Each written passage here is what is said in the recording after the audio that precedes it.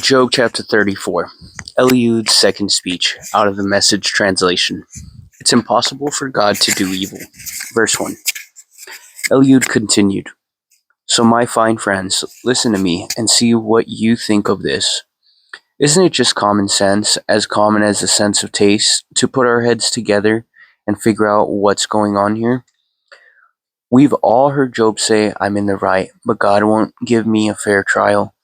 When I defend myself, I'm called a liar to my face. I've done nothing wrong, and I get punished anyway.' Have you ever heard anything to beat this? Does nothing faze this man Job? Do you think he spent too much time in bad company, hanging out with the wrong crowd, so that now he's parroting their line, 'It doesn't pay to try to please God'? Your veterans in dealing with these matters certainly were one mind on this. It's impossible for God to do anything evil.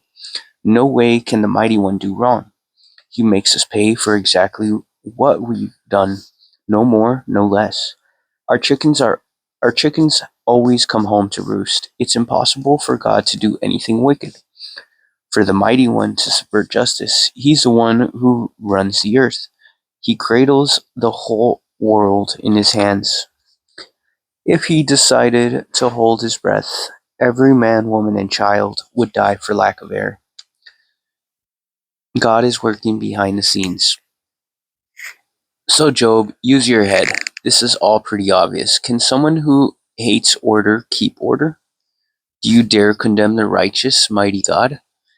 Doesn't God always tell it like it is, exposing corrupt rulers as scoundrels and criminals? Does He play favorites with the rich and famous and slight the poor?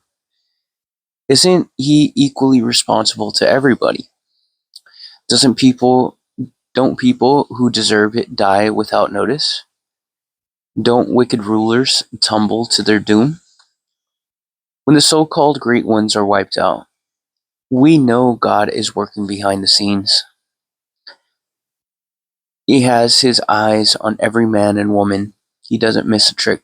There is no night dark enough no shadow deep enough to hide those who do evil. God doesn't need to gather any more evidence. Their sin is an open and shut case. He disposes the so-called high and mighty without asking questions, and replaces them at once with others.